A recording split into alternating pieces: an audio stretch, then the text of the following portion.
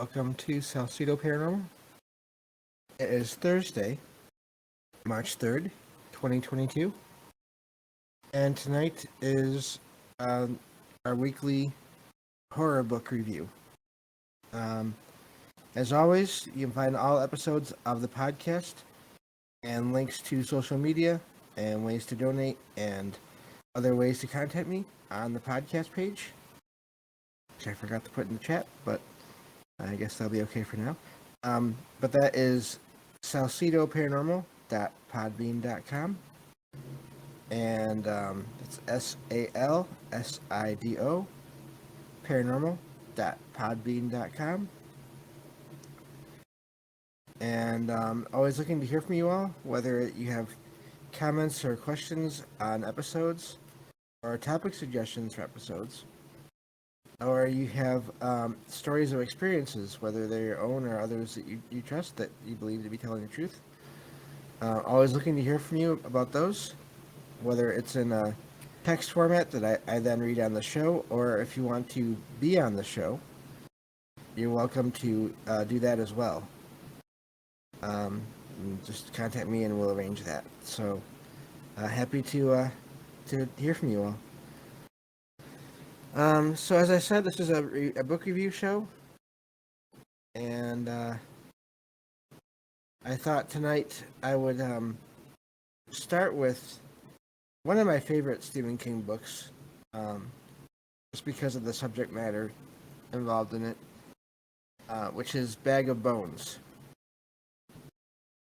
So let me get to the outline here that I found. These outlines that I find online are really helpful.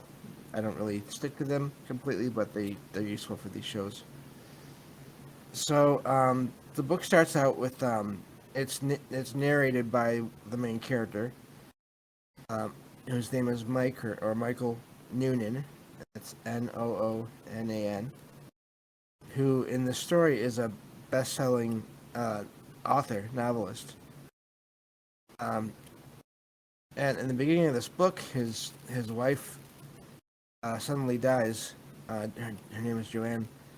Suddenly dies due to a brain aneurysm out in a parking lot where there was an accident where no one was hurt, but she basically fell, had an aneurysm and fell in the parking lot, and passed away right there. And then after this happened, he finds out that she was actually pregnant with their child. And so after all this happens, he basically goes into grieving. He starts grieving. He also finds that he has problems writing. He basically has what they call writer's block. Excuse me. And that is not fun. I can tell everyone that right now. I used to do a lot more writing, or try to do a lot more writing than I do now, because now I do the podcast. But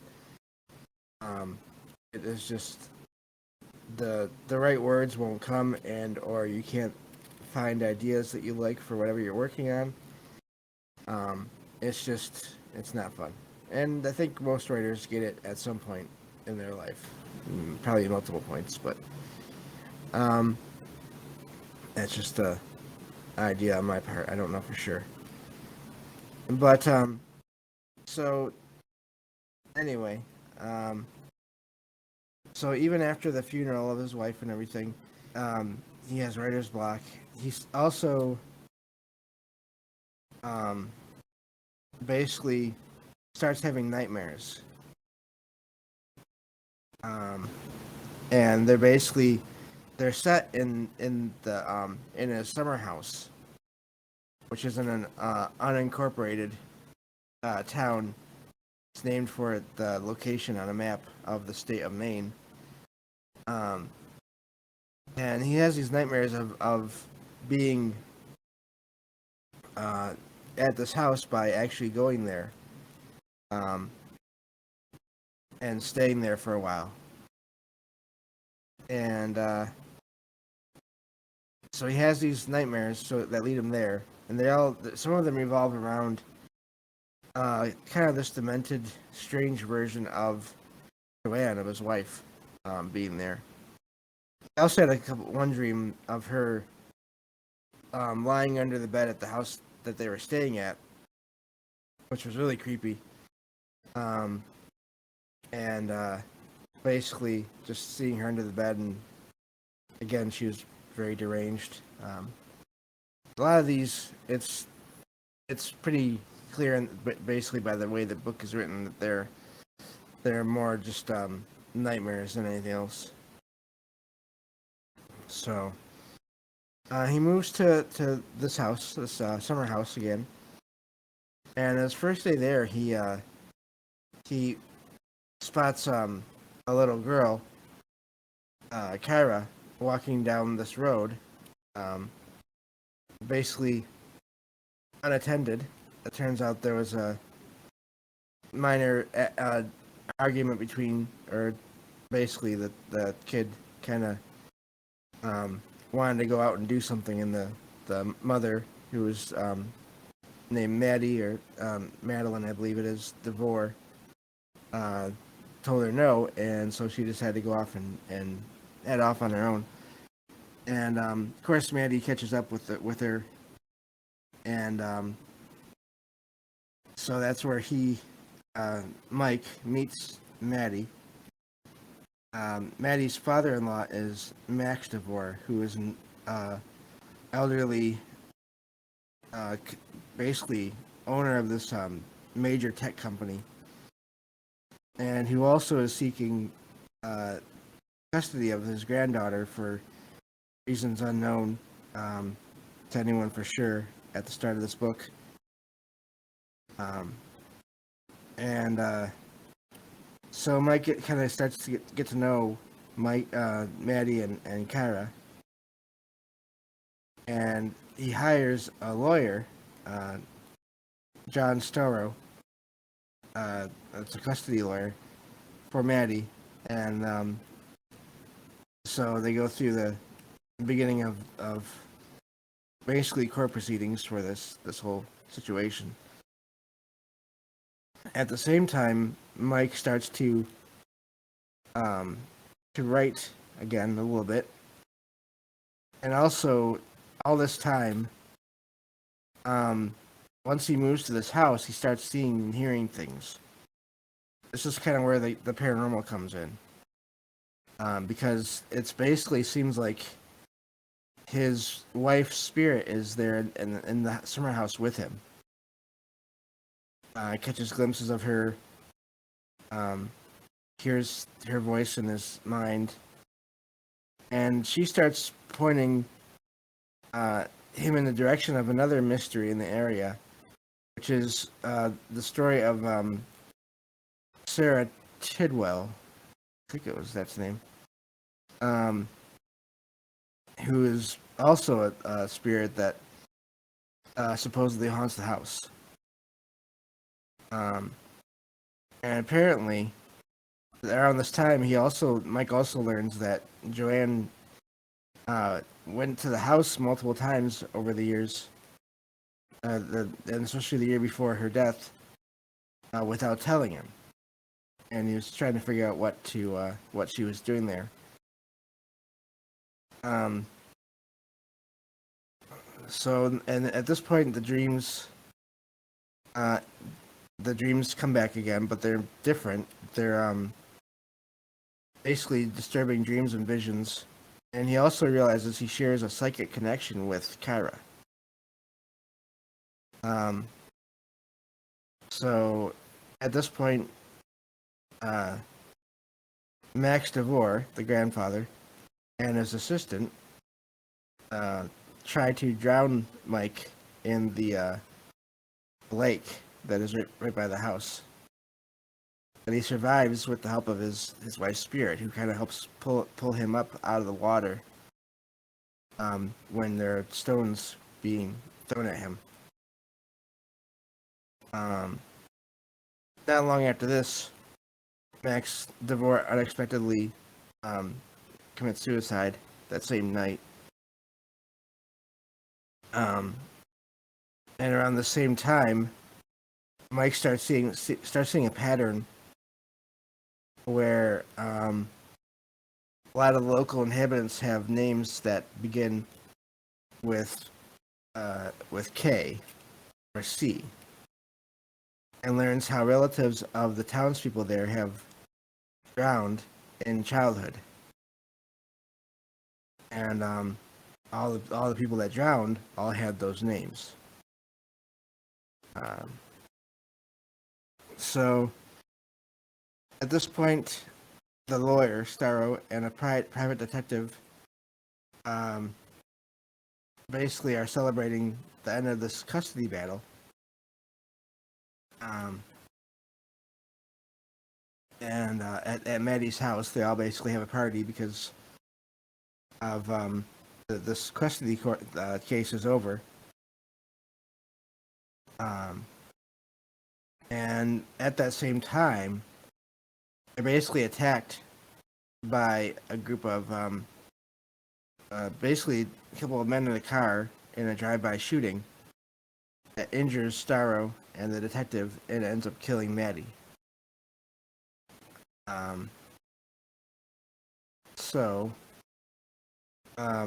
the people that survive, because one of the people, the private detective, shoots back and kills the driver of the car, but the rest of the people in the car try to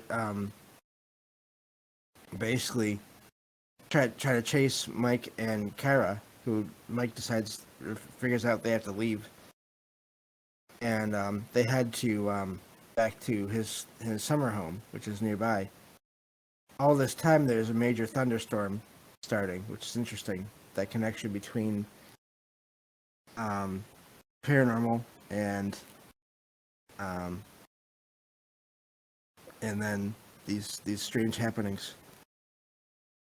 So Mike and Kara get to Mike's house, and at this point,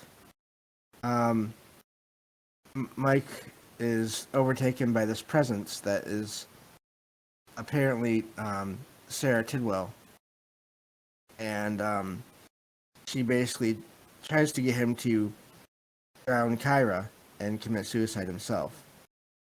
But then Joe's spirit gets involved and stops this, and basically it's revealed in the story. I should say, probably, as always with these things, there's going to be spoilers. And get used to saying that at the beginning all the time. But anyway, so at this point, Joe's spirit kind of gets Mike's attention and points him to the novel that he started.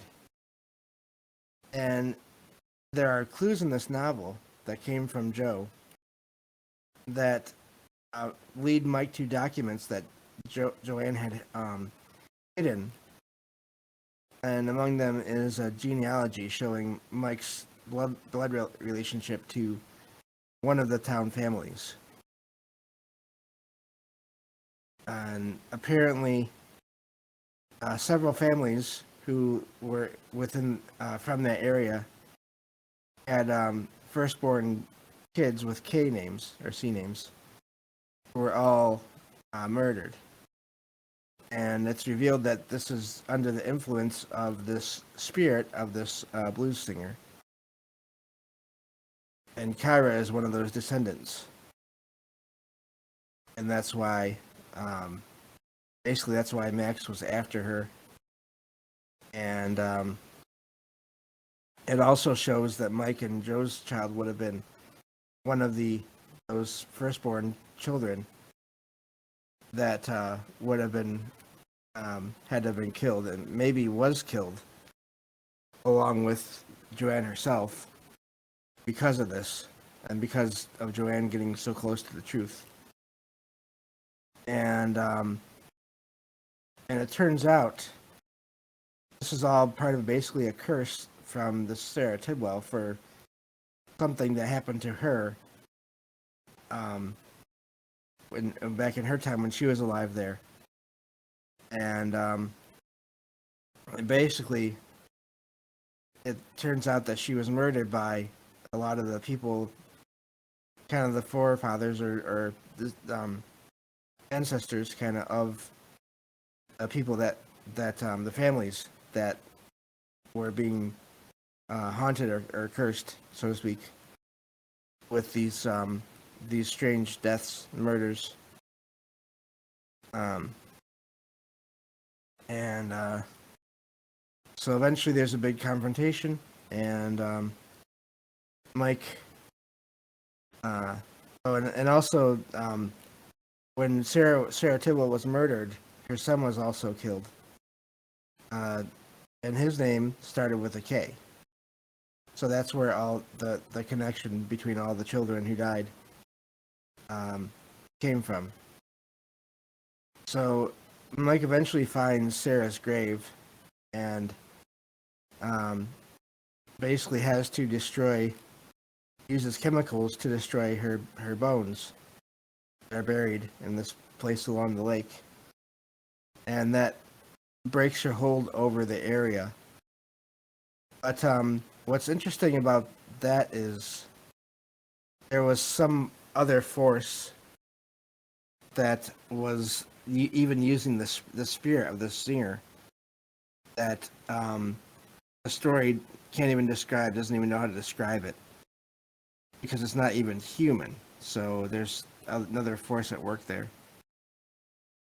Now, while this is happening, back in the house, Kyra is asleep, and Max DeVore's assistant, Rogat, I think it is how you say her name, kidnaps Kyra. And so he follows them to the lake, and basically, and this is really amazing, getting back to water, Maddie's spirit appears and stops Rogat from harming her daughter, and knocks Rogat into the water. And basically, Rogat ends up dying there. And so Mike is able to save Kyra, and he ends up saying goodbye to. He and Maddie end up saying goodbye to each other, because they had kind of been drawn to each other when the first they'd met on the road there. And basically, the story ends with Mike being basically ending his career of writing and is trying to adopt Kyra. And so that's basically where the book ends. But it's really interesting, because that's another kind of a more for writers, I guess. But the scary thing about that is he doesn't feel like he can write anymore. Just because of everything he's experienced, he feels like it just is not in him anymore, which is really, as someone that writes, not a pleasant idea, because I only write here and there, but I hope to do that the rest of my life. So there's a lot of reasons personally, I guess, for me that I like this book. Involved writers and ghosts and all of that. But yeah, so that's basically that book. And I definitely recommend it to anyone that is into Stephen King or into any kind of horror books. And APOC, yeah, sounds like it is an interesting book. I do like it. There's a lot more in it than I was able to describe here in this show. Excuse me, but obviously, but and I'm not even going to get into it, because there's some other interesting paranormal things in there that are just really I can't even describe what they might be. So but yeah, I definitely recommend that book. So after last Thursday, where I just picked one story and I thought it would get me through at least half an hour, I figured out that is not always the case. So the other book I decided to review today is called Odd Thomas. It's from Dean Koontz, and it's part of a series. So I'll be doing more of these reviews of these books in future episodes. But yeah, so that's kind of the other book I thought I'd review today, because they both kind of involve basically spirits and the paranormal and all of that. So I thought that'd be fun to cover both of those books today. So let me just get to the other file here. Okay. Let me find. There we go. Okay. So this book is about, again, this is basically the title of the book is the name of the character, Odd Thomas. The book starts out with him being approached by the ghost of a young girl who was murdered, and through his ability to understand spirits, not so much in that they speak to him, because apparently in that universe ghosts don't ever talk. But basically, she led him to her killer, who was a former schoolmate, and so the book starts out with showing how Odd was led to this person, and how he basically chased this guy down to then have him arrested for what was done, for what he did. And so the story goes from there. Odd kind of talks about himself a little bit, about how one of his parents basically wanted to call him Odd Thomas, but the other one, I don't remember which ones, it doesn't say here now. Other one meant for him to be called Todd, but he's basically okay with his name as it is because of his abilities. And his parents are basically they've been divorced for years at this point in the story, and so he doesn't he loves them, but they're basically he doesn't get along with them or go and see them a lot. So this movie, there is a movie actually made from this book. So the story then goes to him. Basically, he's working in this town of Pico Mundo, I think it's called, in California. He works as a short order, yeah, in California. And he's there. He's this man walking into the diner who was followed by these strange. There's basically apparitions. They're basically shadowy, almost like shadow figures, but they don't even keep the same figure. But they're basically shadowy spirit creatures that appear only when there's going to be death and disaster and destruction in an area. And they're following this guy that has never been into the restaurant before. So the guy orders food and eats there. And all the while, there's all these strange shadow things surrounding this guy. And the thing is, the more of these things that Odd sees, the bigger the disaster, or the toll on basically the number more people are going to die. And so Odd is convinced that the man is connected to some kind of a catastrophe that's going to be happening in that area.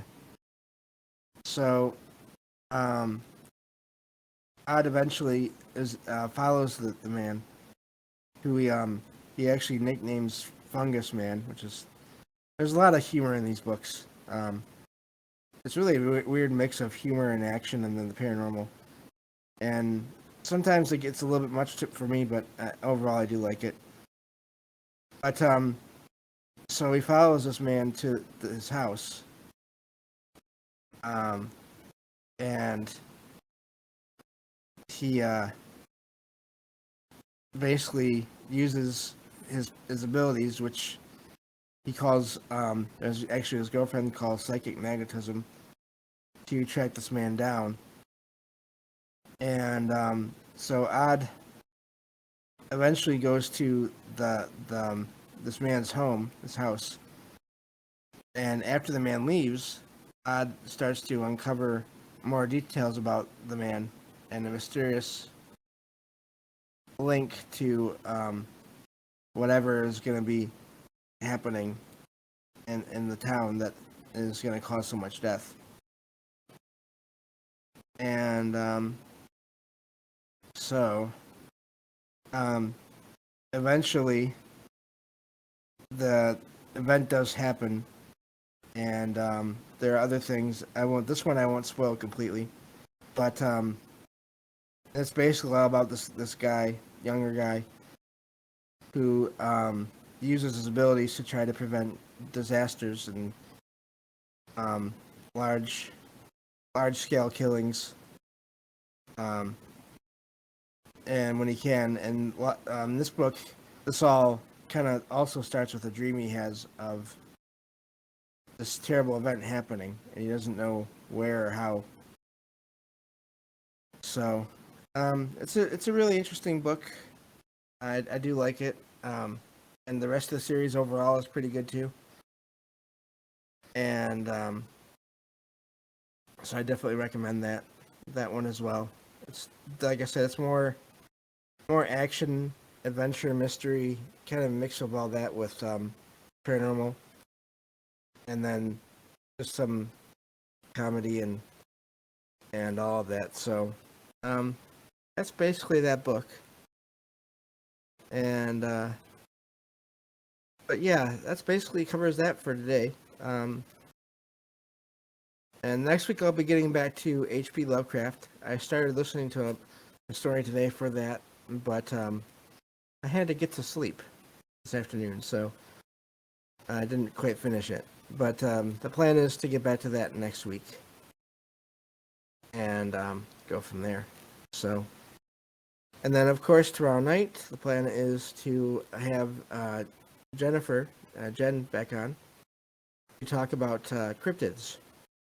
We're going to start out at least talking about Bigfoot and Dogman, and move on from there possibly. So, so yeah, it should be fun.